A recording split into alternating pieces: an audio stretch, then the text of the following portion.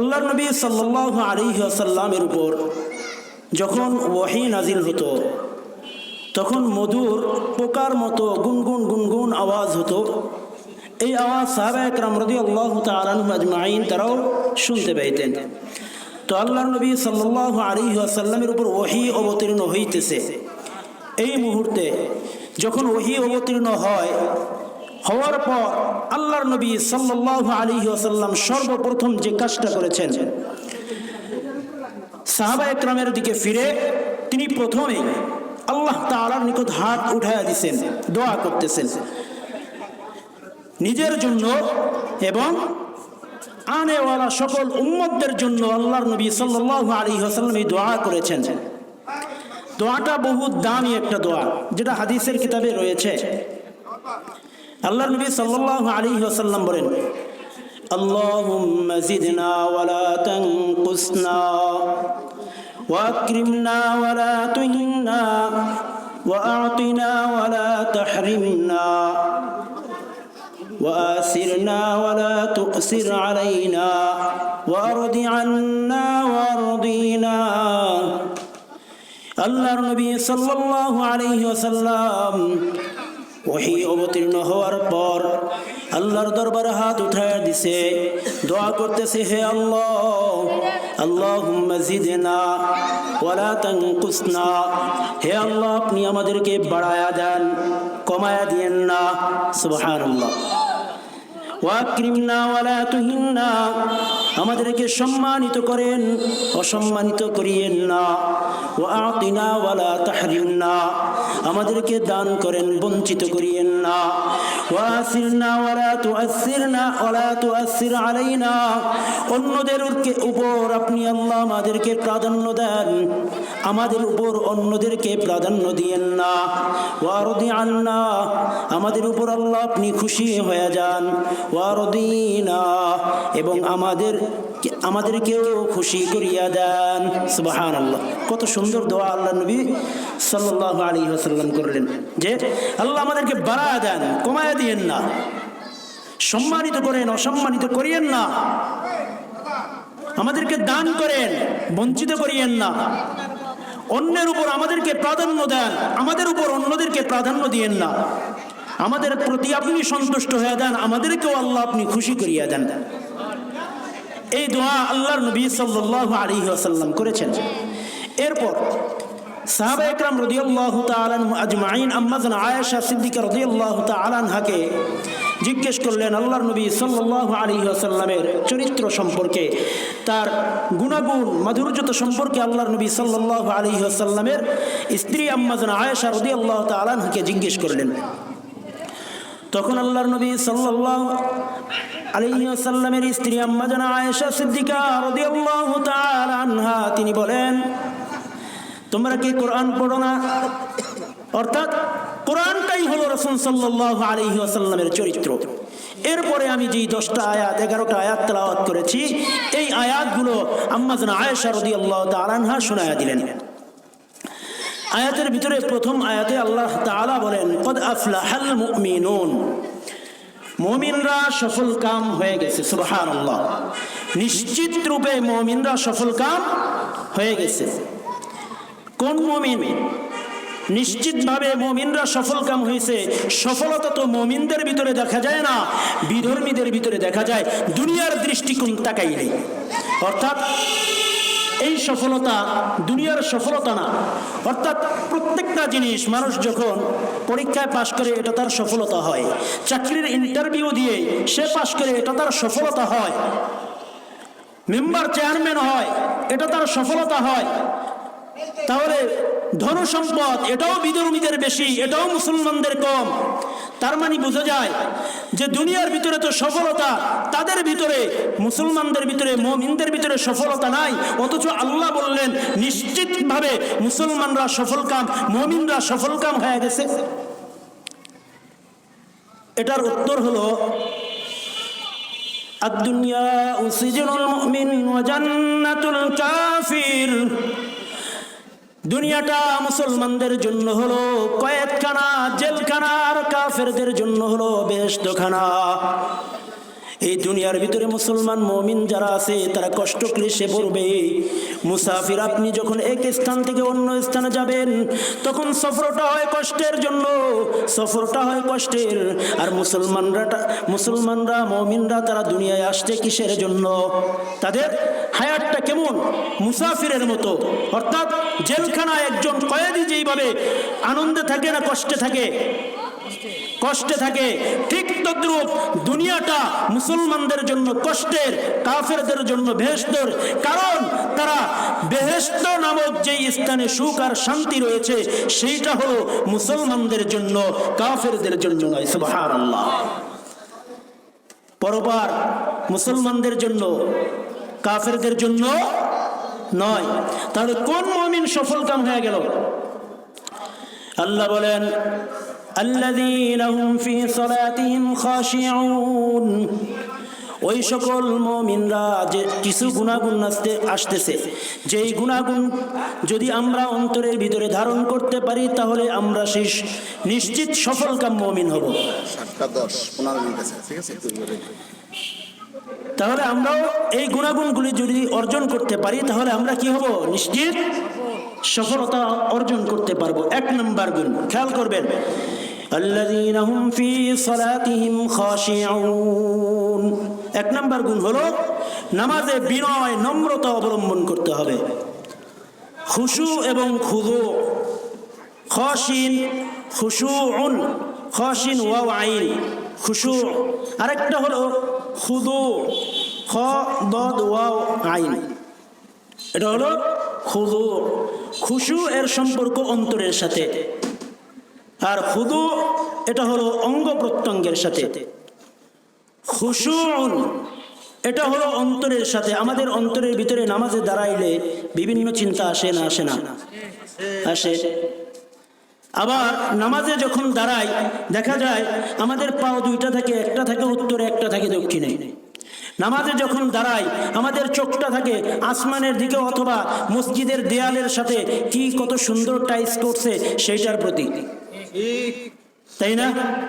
আল্লাহর নবী সাল্লাল্লাহু আলাইহি ওয়াসাল্লাম প্রাথমিক পর্যায়ে আয়াতটা যখন নাজিল হয়, দুইটা তাফসীর, এক বর্ণনায় আসছে রাসূলের কথা, এক বর্ণনায় আসছে সাহাবীদের কথা।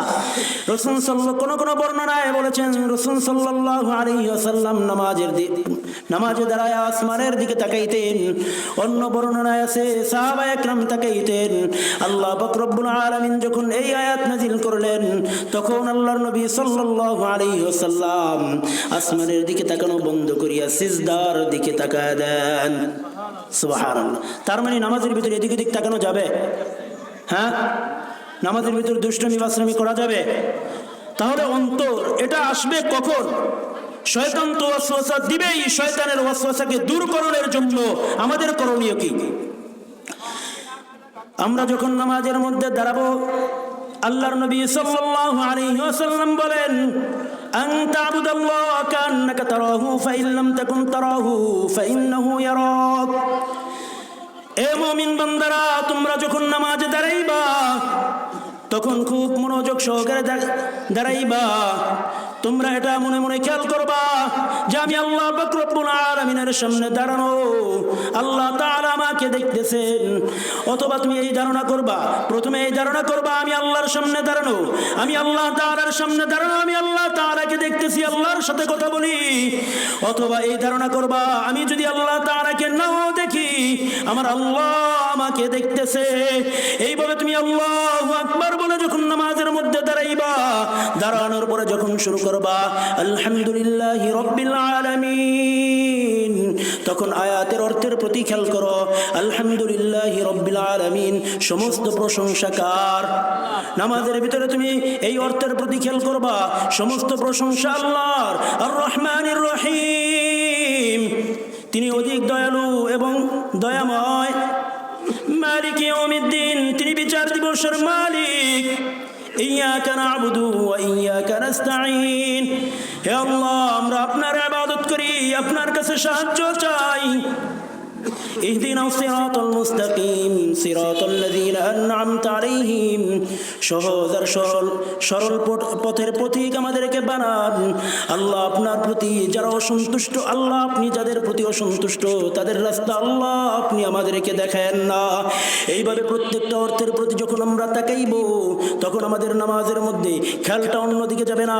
আমি যখন আলহামদুলিল্লাহ বলবো অর্থটা আমার, অর্থের প্রতি আমার খেয়াল, শয়তান আসবে না ধোঁকা দিতে পারবে না।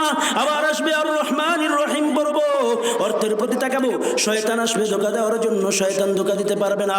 মালিকি ইয়াউমিদ্দিন পড়বো, অর্থের প্রতি তাকাবো, শয়তান আসবে ধোঁকা দেওয়ার জন্য, শয়তান ধোঁকা দিতে পারবে না। এইভাবে যদি আমরা নামাজ পড়তে পারি তাহলে আমাদের নামাজের ভিতরে কি আসবে? খুশু আর খুজু আসবে। এদিকে আর ওদিকে তাকানো যাবে না। নামাজের ভিতরে দোকানদারির ইত্যাদির চিন্তা ভাবনা করা যাবে না। এবার আসেন আল্লাহর নবী প্রথম আয়াত 1 নম্বর গুণ। তাহলে খুশু খুজু বিনয়ের সাথে কি করতে হবে? আল্লাযীনা হুম ফি সালাতিহিম খাশিউন, 1 নম্বর গুণ খাশি', বিনয় নম্রতা অবলম্বন করতে। ওয়াল্লাযীনা হুম আনিল লাগwi মু'রিদুন, 2 নম্বর। এই রোগ, এই 2 নম্বর গুণ, এই রোগ এটা আমাদের প্রত্যেকের ভিতরে আছে। অনর্থক কথাবার্তা বলা এটা আমাদের প্রত্যেকের ভিতরে আছে না নাই? প্রত্যেকের ভিতরে আছে। এই অনর্থক কথাবার্তা ইত্যাদি থেকে আমাদের বাঁচতে হবে। চায়ের দোকানে বসলে আমাদের সংসদ ভবন কায়েম হয়ে যায় ওইখানে, একদম বেহুদা অনর্থক। ওইটা বাদ দিলাম, আমাদের এই মঞ্চগুলো নাট্যমঞ্চ হয়ে যায় অনেক সময়। মাহফিলের মঞ্চ নিয়ে অনেক ইউটিউবাররা ট্রোল করে, বাস্তবতা পাওয়া যায় এমন অঙ্গভঙ্গি প্রদর্শন করে, তাদের অবস্থা, তারা যেটা প্রকাশ করতেছে আসলে বাস্তবতা মিলে গেছে। এজন্য আমাদেরও সংশোধন হতে হবে, আমাদের সংশোধন হতে হবে। কারণ আমরা এই মঞ্চে যে স্থানে বলে নজর ইবনে হারেস, যেখানে আল্লাহর নবী সাল্লাল্লাহু আলাইহি ওয়াসাল্লাম যখন কোরআন নাযিল হয়, কোরআনের কথাবার্তাগুলো মানুষের মাঝে ছড়ায়া দেয়, আর রাসূলকে কোরআনের কথা বাধা দানের জন্য নজর ইবনে হারেস তিনি কিছু বই, কিছু অনর্থক কথাবার্তা, অনর্থক গানবাদ্য মানুষের মাঝে ছড়ায়া দিত আর বলতো কোরআন থেকে বেঁচে থাকো। আমরা এই মঞ্চের ভিতরে যদি নাট্য মঞ্চের বিভিন্ন ইঙ্গিতে কথা বলি তাহলে আমাদের ভিতরে আর নজর ইবনে হারেসের ভিতরে পার্থক্য থাকে না। অনর্থক কথাবার্তার ভিতরে আরো একটা আছে, খেয়াল করবেন। প্রত্যেকের মোবাইলে চলে, প্রত্যেকের ঘরে চলে, হাতে চলতে কানের ভিতরে আসে। আল্লাহ বলতেছেন وَمِنَ النَّاسِ مَن يَشْتَرِي لَهْوَ الْحَدِيثِ لِيُضِلَّ عَن سَبِيلِ اللَّهِ, মানুষের ভিতরে এমন কিছু লোক আছে যারা গান বাদ্য ক্রয় করে। এটা কি অনর্থক গানবাদ্য? কিসের? আল্লাহ বলতেছেন লাহওয়াল হাদিস, অনর্থক কথাবার্তা এগুলো। লিউদিল্লা আন সাবিলিল্লাহ, গানবাদ্য গেলে আল্লাহর কথা স্মরণ হয়? হ্যাঁ, আল্লাহর কথা স্মরণ হয় না শয়তানের কথা স্মরণ হয়? কেন বলছে আল্লাহ লিউদিল্লা আন সাবিলিল্লাহ? আল্লাহ তাআলার রাস্তা থেকে পথভ্রষ্ট করার জন্য গানবাদ্য মানুষ ক্রয় করে। আমরা মুসলমান, আমরা আল্লাহ তাআলার পথের দিকে ডাকি নাকি আল্লাহ তাআলার শয়তানের দিকে ডাকি?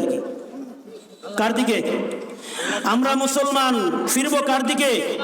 আল্লাহর দিকে না শয়তানের দিকে? তাহলে আল্লাহ বলতেছেন যারা গানবাদ্য ক্রয় করে তারা আল্লাহ তাআলার রাস্তা থেকে মানুষদেরকে বিভ্রান্ত করার জন্য গানবাদ্য ক্রয় করে। তাহলে আমরা কি গানবাদ্য ক্রয় করব কি করব না? করব। যদি করি তাহলে যাব শয়তানের পথে, আর যদি না করি যাব কার পথে? মানতে রাজি? লিউদিল্লা আন সাবিলিল্লাহি বিগাইরি ইলম। কেন করেন এটা? বলে কোরআন আর হাদিসের ইলম না থাকার কারণে। এই জবানের হেফাজত করতে হবে। আল্লাহর নবী সাল্লাল্লাহু আলাইহি ওয়াসাল্লাম কত সুন্দর একটা হাদিস বলছেন, খেয়াল করবেন।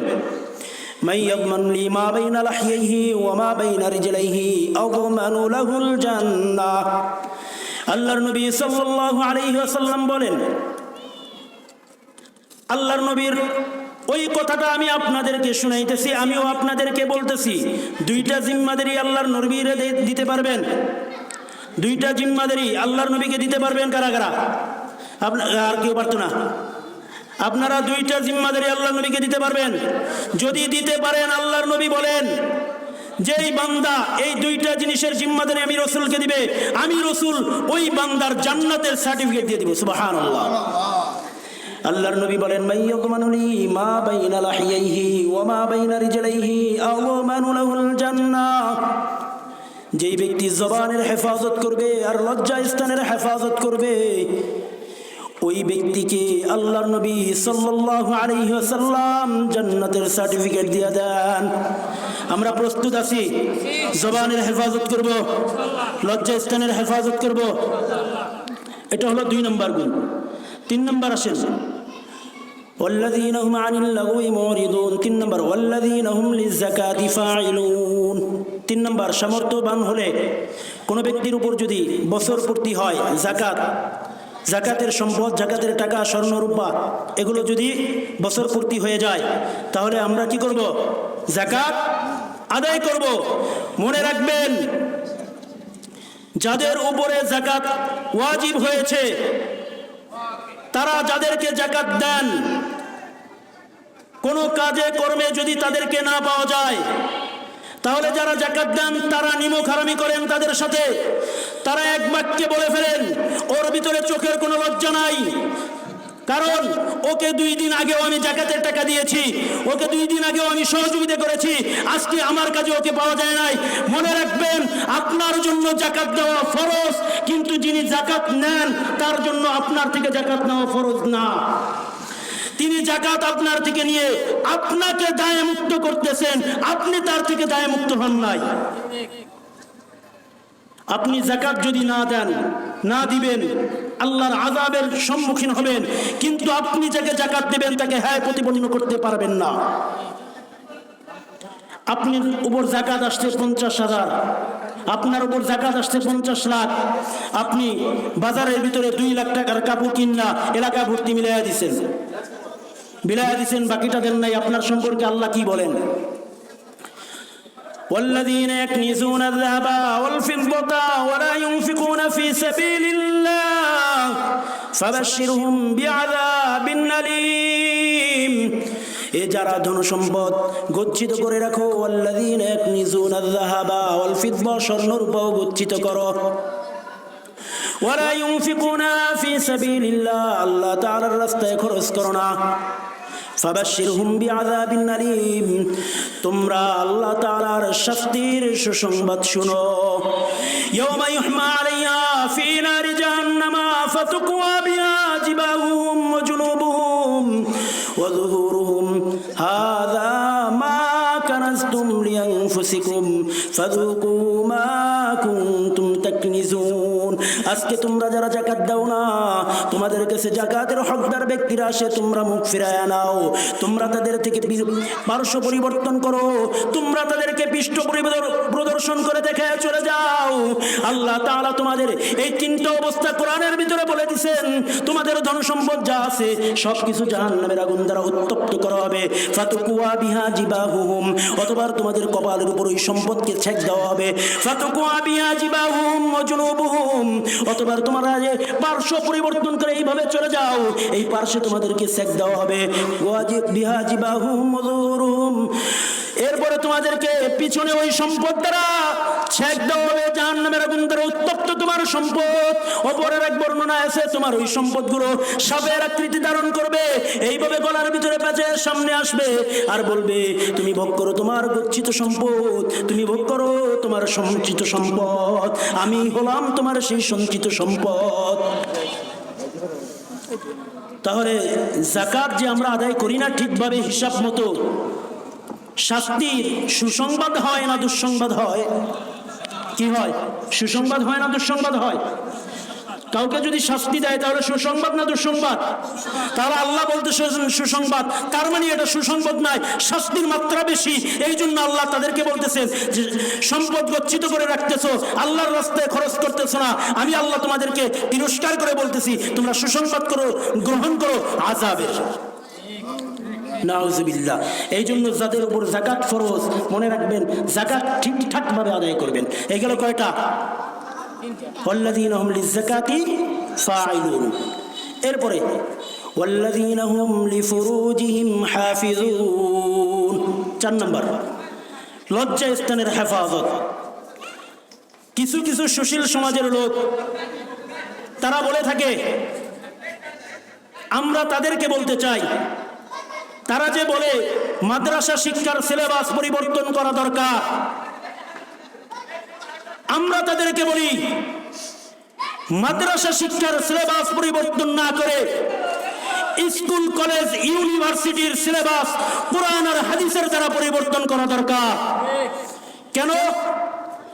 কারণ স্কুল কলেজ ইউনিভার্সিটির ভিতরে লজ্জা স্থানের হেফাজত হয় না, সেইখানে কোরআন আর হাদিসের জ্ঞান না থাকার কারণে অনর্গল মেয়েরা ধর্ষিত হয়, আবার সেই ধর্ষণের সেঞ্চুরি করে, আবার সেটা পত্রিকায় আসে, গর্ব করে তারা বলে যে আমি 100 সেঞ্চুরি করছি ধর্ষণের, নাউজুবিল্লাহ বলেন।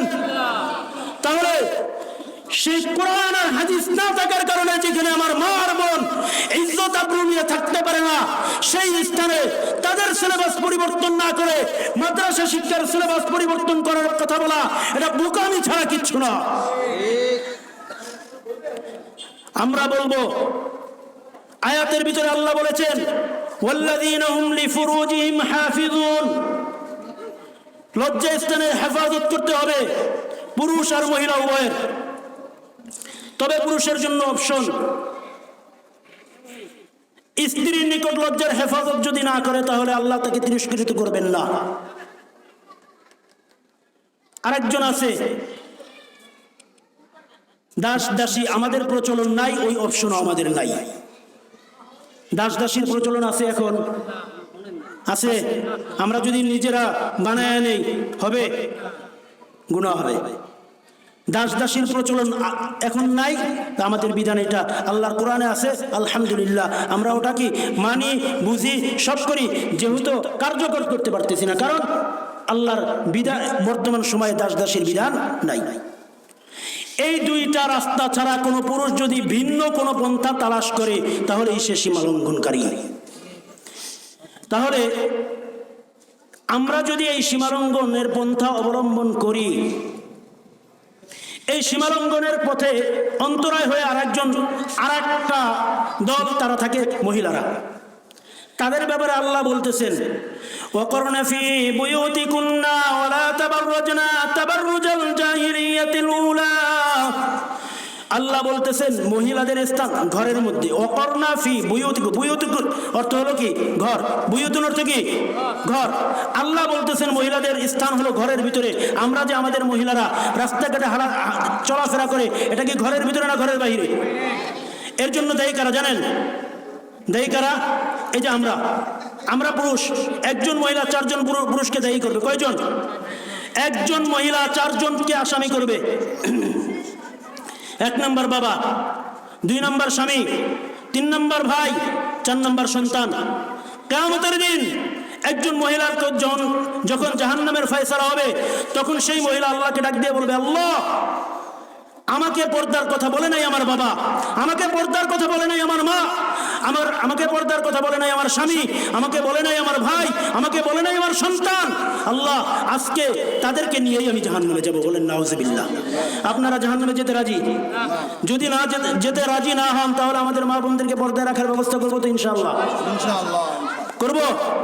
আমাদের স্ত্রী, আমাদের পুত্রবধূ, তাদেরকে বাজারে পাঠিয়ে দিব। দিলে আপনাদেরকে আল্লাহ তাআলা ধরবে। খেয়াল করবেন।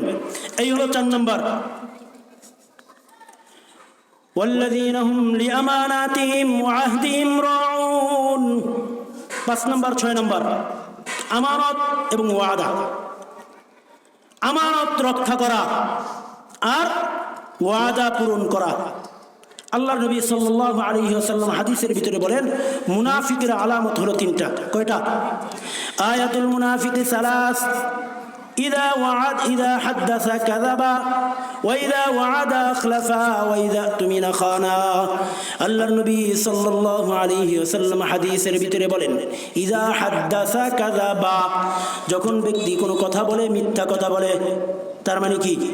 যে মিথ্যা কথা বলে সে কার আলামত ভিতরে? মুনাফিকের। মুনাফিক কারা কয়? মুনাফিকের স্থান জাহান্নামের একেবারে নিচে কয়লার উপরে। কয়লার উপরে আগুনের তাপ বেশি না কম? আগুনের তাপ বেশি না কম? তাহলে আমরা যদি মিথ্যা কথা বলি আমরা কি হয়ে যাব? আমাদের ভিতরে কার আলামত থাকবে? মুনাফিকের আলামত বর্জন করতে হবে কি হবে না? হ্যাঁ, তাহলে যে ব্যক্তি সত্য কথা বলবে সেই ব্যক্তি মুক্তি পাবে, মিথ্যা বললেই জাহান্নামে একেবারে আসফাল, সর্বনিম্ন, নিচে। 2 নম্বর, ইযা হাদাসা কাযাবা ওয়া ইযা ওয়াআদা আখলাফা, ওয়াদা করলে তার ভঙ্গ করে। 2 নম্বর কি? ওয়াদা করলে ভঙ্গ করে। ওয়া ইযা তুমিনা খানা, কোনো কিছু আমানত রাখলে আমানতের খেয়ানত করে। ইমাম বুখারী রাহমাতুল্লাহি আলাইহি তিনি ব্যবসা করতেছেন, ব্যবসার ভিতরে কোনো একটা জিনিস বিক্রি করতেছেন। আমরা বাজারের ভিতরে যদি দেশি কোনো কই মাছ অথবা কোনো জিনিস পাই, আমরা যেমন বলে ফেলি এই জিনিসটা রাখো আমি কিনবো, বলি না এরকম? ইমাম বুখারী রাহমাতুল্লাহি আলাইহি কোনো একটা জিনিস বাজারের ভিতরে উঠাইছেন, উঠানোর পর আল্লাহর নবী বুখারী রাহমাতুল্লাহি আলাইহি একজন বলতেছেন ভাই এটা রাখেন আমি নিব। আর ওই যে ইমাম বুখারী মনে মনে চিন্তা করছে উনি যদি ফেরত আসে তাহলে আমি ওনার নিকট 5000 দিরহামে বিক্রি করবো। কয় হাজার? 5000। অন্যান্য কাস্টমার আসতেছে, দাম কইতেছে 10000, উনি বলতেছে না আমি বিক্রি করব না। ইমাম বুখারী রাহমাতুল্লাহি আলাইহিকে জিজ্ঞেস করলেন বাজারের মূল্য তো এত নয়, আপনি এটা বিক্রি করবেন না কেন? আমরা তো 10000 দিরহাম দিয়ে নিতে চাই। ইমাম বুখারী রাহমাতুল্লাহি আলাইহি বলেন আমি মনে মনে সংকল্প করে ফেলেছি এই জিনিসটা আমি 5000 দিরহামে বিক্রি করব, ওয়াদা করেছি। এই যে ওয়াদা, এখন যদি আমি আপনাদের কাছে বিক্রি করি তাহলে ওয়াদা ভঙ্গ হয়ে যাবে। আমানতের কি করা? রক্ষা করা, আমানত রক্ষা করা। এই জন্য আমানত কথার দ্বারাও হয়, লেনদেনের দ্বারা হয়। লেনদেন, মুআমালাত, মুআশারাত, এগুলো আমাদের কি করতে হবে? ঠিক করতে হবে। অন্যথায় আমরা কি হয়ে যাব? হ্যাঁ, খেয়াল করেন, কথা বলেন, কি হয়ে যাব? মুনাফিক। মুনাফিকি থেকে আল্লাহ তাআলা আমাদেরকে সবাইকে হেফাজত করুক, বলি আমিন। ওয়াল্লাযীনা হুম আলা সালাওয়াতিহিম ইউহাফিজুন। 7 নম্বর হলো প্রত্যেক নামাজের হেফাজত করা। প্রত্যেক নামাজের কি করা? হেফাজত করা। প্রত্যেক নামাজের কি করা? সময় মতো আদায় করা। হাফিজু আলা সালাওয়াত শুধুমাত্র যুবকদেরকে পাওয়া যায়, অথবা কিছু কিছু মানুষ শুধুমাত্র জুমার দিনে এক ওয়াক্তে পাওয়া যায়, বাকি ওয়াক্তে পাওয়া যায় না। আল্লাহ বলেন হাফিজু আলা সালাওয়াত, অর্থাৎ প্রত্যেক নামাজের কি করো? হেফাজত করো। সংক্ষেপে নিয়ে আসছি। যদি এইগুলো করতে পারেন, কয়টা গুণ? 7টা গুণ বলছি। এই 7টা গুণ যদি কোনো ব্যক্তির ভিতরে ঢুকে তাহলে আল্লাহ বলতেছেন উলাইকা হুমুল ওয়ারিসুন, তারা হলো উত্তরাধিকারী। কিসে? আল্লাযীনা ইয়ারিসুনাল ফিরদাউস হুম ফিহা খালিদুন। জান্নাতুল ফিরদাউসের উত্তরাধিকারী ওই সকল ব্যক্তিবর্গ যারা এতক্ষণ পর্যন্ত 7টা গুণের আলোচনা করা হয়েছে। এই 7টা গুণ কোনো ব্যক্তি যদি তার অন্তরের ভিতরে ধারণ করতে পারে তাহলে ওই ব্যক্তিটা জান্নাতুল ফিরদাউসের অধিকারী হয়ে যাবে। বলেন সুবহানাল্লাহ। আমরা জান্নাতুল ফিরদাউসের উত্তরাধিকারী ওয়ারিসাত পাইতে চাই কি চাই না? কারা কারা আমরা আল্লাহ তাআলার জান্নাতে যেতে চাই? যারা আমরা জান্নাতে যেতে চাই তারা আমরা এই 7টা গুণ ভিতরে অন্তরে ধারণ করতে পারবো কি ইনশাআল্লাহ? আল্লাহ তাআলা আমাদের প্রত্যেককে মুমিনের এই সিফাতগুলো আমাদের অন্তরে ধারণ করে আল্লাহ তাআলা তার জান্নাতের মধ্যে ঢোকার, জান্নাত পাওয়ার তৌফিক আল্লাহ আমাদেরকে দান করুক। আমিন। ওয়া আখিরু দাওয়ানা আলহামদুলিল্লাহি রাব্বিল আলামিন। আসসালামু আলাইকুম ওয়া রাহমাতুল্লাহ।